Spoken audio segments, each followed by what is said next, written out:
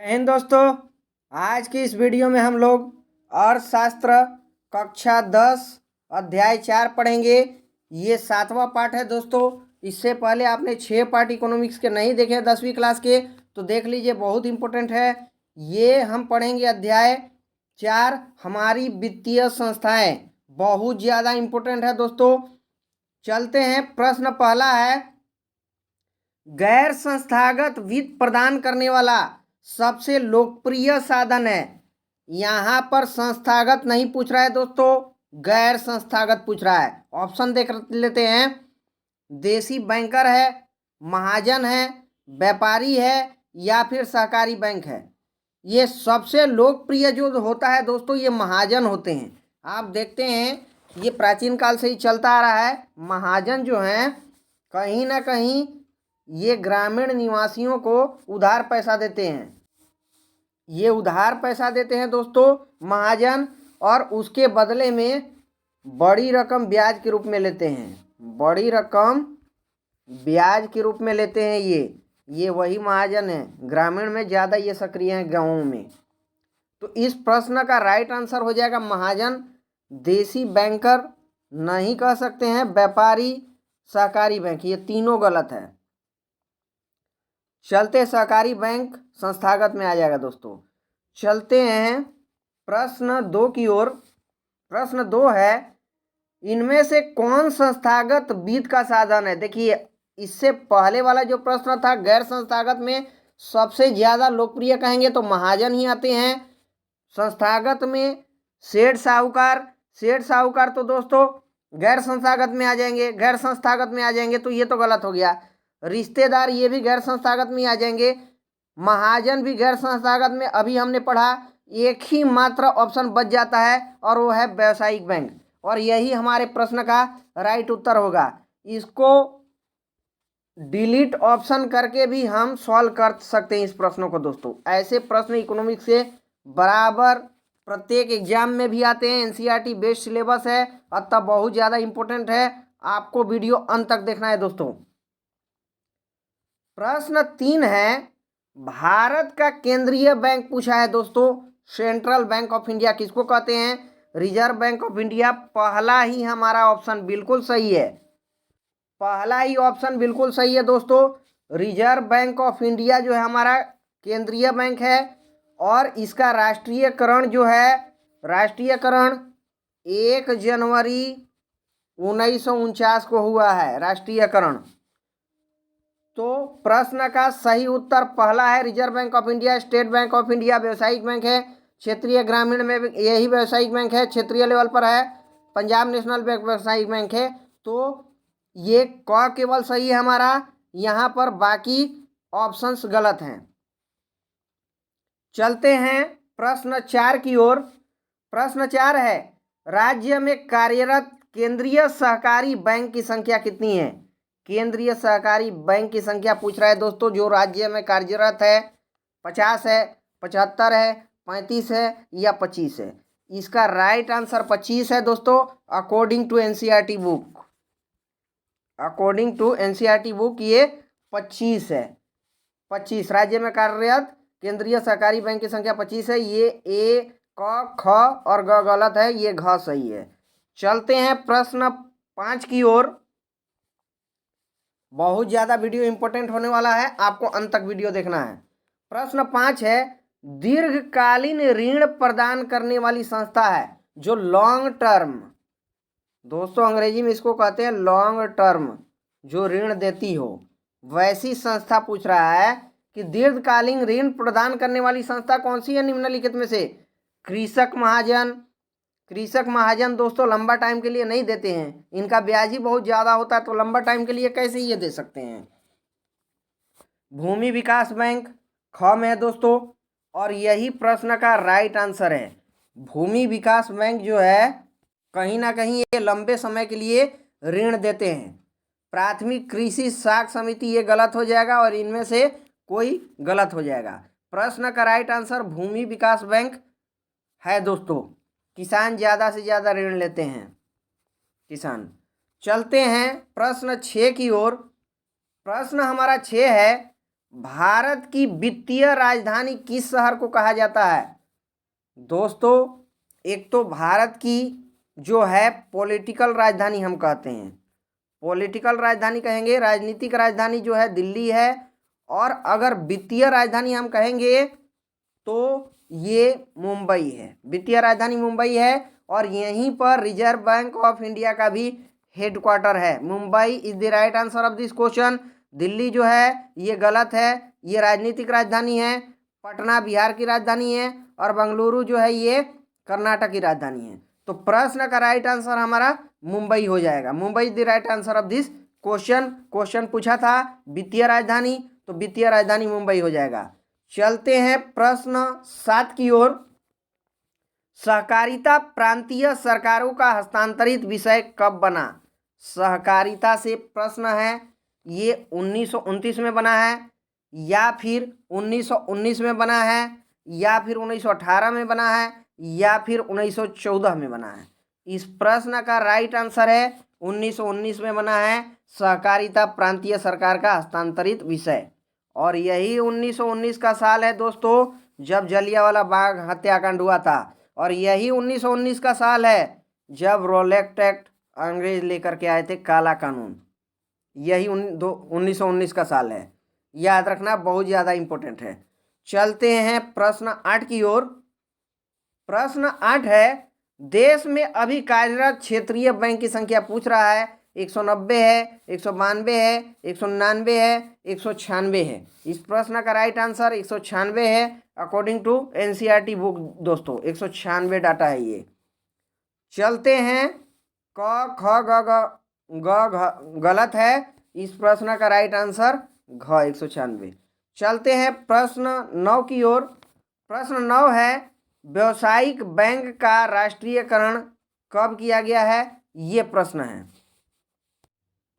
प्रश्न दोस्तों है 9, व्यावसायिक बैंक का राष्ट्रीयकरण कब किया गया? ये 1966, 1980, 1969 या फिर 1975? इस प्रश्न का राइट आंसर हो जाएगा 1969। ये 1969 का वही साल है दोस्तों जब 19 जुलाई 1969 को 14 जो बैंक है, 14 बैंक अनुसूचित वाणिज्यिक बैंक जो है इनका राष्ट्रीयकरण कर दिया गया। इन बैंकों की जो है 50 करोड़ से, जिन बैंकों की 50 करोड़ से अधिक रकम जमा थी, ऐसे 14 बैंकों का राष्ट्रीयकरण किया गया है। और ये कब किया गया है? तो 19 जुलाई 1969 में। बहुत इंपॉर्टेंट है, इस प्रश्न का राइट आंसर 1969 हो जाएगा। चलते हैं अगले प्रश्न की ओर दोस्तों। अगले जो प्रश्न है हमारे, रिक्त स्थान हमको पूर्ति करना है। रिक्त स्थान, पहला प्रश्न है, साख और ऋण की आवश्यकताओं की पूर्ति संस्थानों के द्वारा की जाती है। ब्लैंक दिया गया है, क्या आएगा? वित्तीय आएगा या फिर महाजन आएगा? यहाँ पर दोस्तों महाजन आएगा।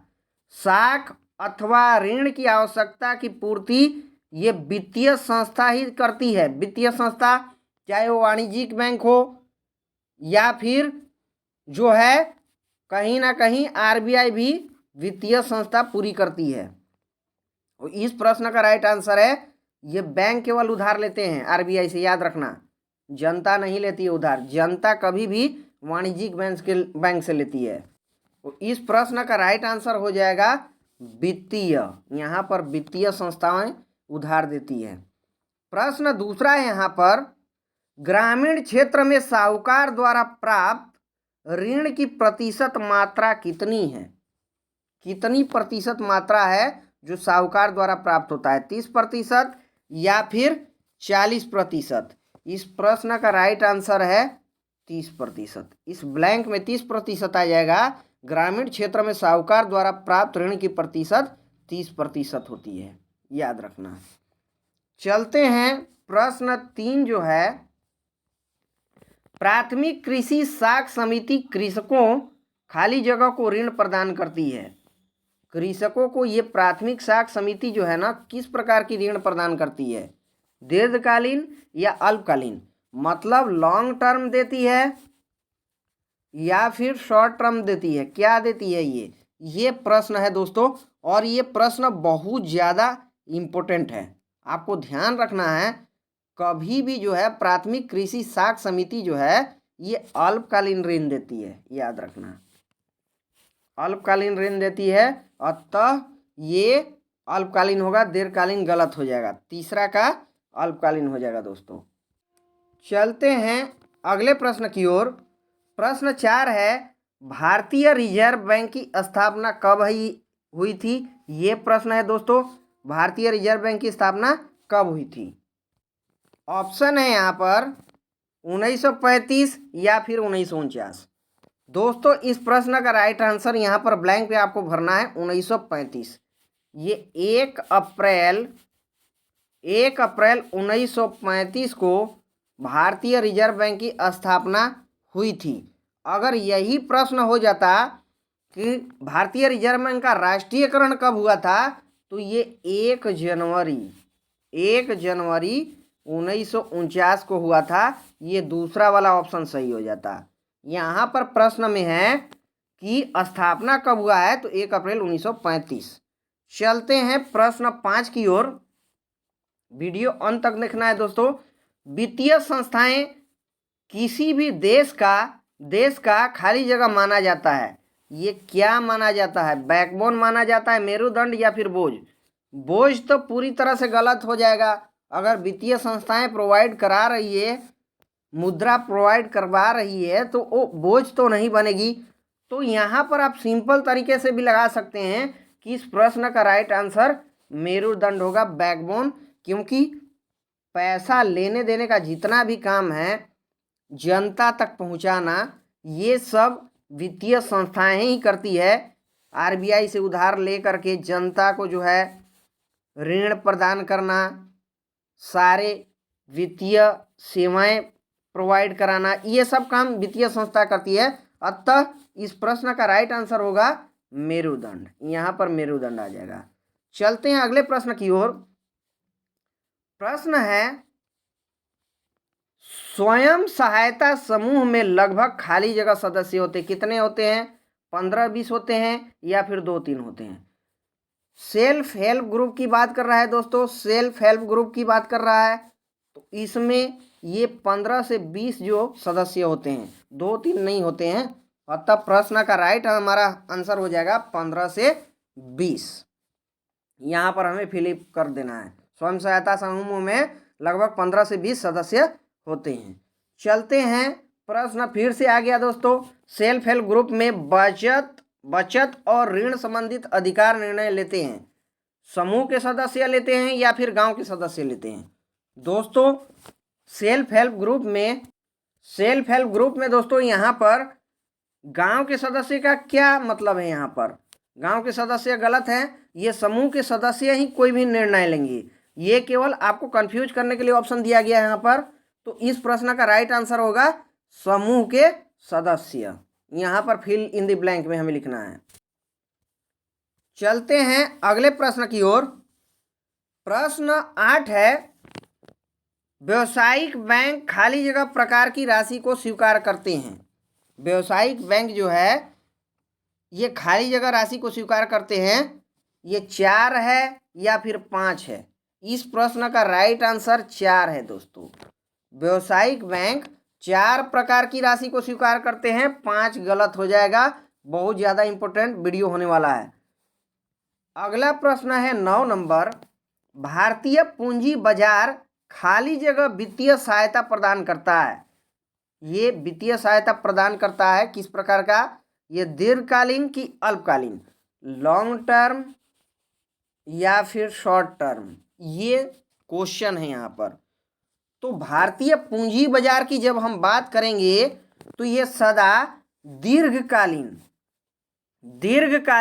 वित्तीय सहायता प्रदान करता है। अतः हमारे प्रश्न का उत्तर हो जाएगा दीर्घकालीन, लॉन्ग टर्म के लिए प्रोवाइड करता है। याद रखना, भारतीय पूंजी बाजार सदा लॉन्ग टर्म के लिए। प्रश्न 10 है और इस वीडियो का अंतिम प्रश्न है। सूक्ष्म वित्त योजना के द्वारा सूक्ष्म वित्त योजना सूक्ष्म वित्त योजना के द्वारा पैमाने पर साख अथवा ऋण की सुविधा उपलब्ध होता है। खाली जगह यहाँ पर दिया है, फिल इन द ब्लैंक हमें करना है। सूक्ष्म वित्त योजना के द्वारा खाली जगह पैमाने पर साख अथवा ऋण की सुविधा उपलब्ध होती है। ऑप्शन है छोटे या लघु या फिर बड़े या छोटे। इस प्रश्न का राइट आंसर हो जाएगा छोटे या लघु। सूक्ष्म वित्त योजना के द्वारा छोटे या लघु पैमाने पर साख अथवा ऋण की सुविधा उपलब्ध होती है। बड़े या छोटे गलत हो जाएगा। तो दोस्तों, अगर वीडियो आपको अच्छा लगे तो वीडियो को ज़्यादा से ज़्यादा शेयर कीजिए, लाइक कीजिए और चैनल को अगर सब्सक्राइब नहीं किए हैं तो चैनल को सब्सक्राइब कीजिए। ऐसे वीडियो आपको बराबर मिलते रहेंगे। इकोनॉमिक्स के अगर 6 पार्ट आपने नहीं देखे हैं वो भी देख लीजिए। थैंक यू दोस्तों।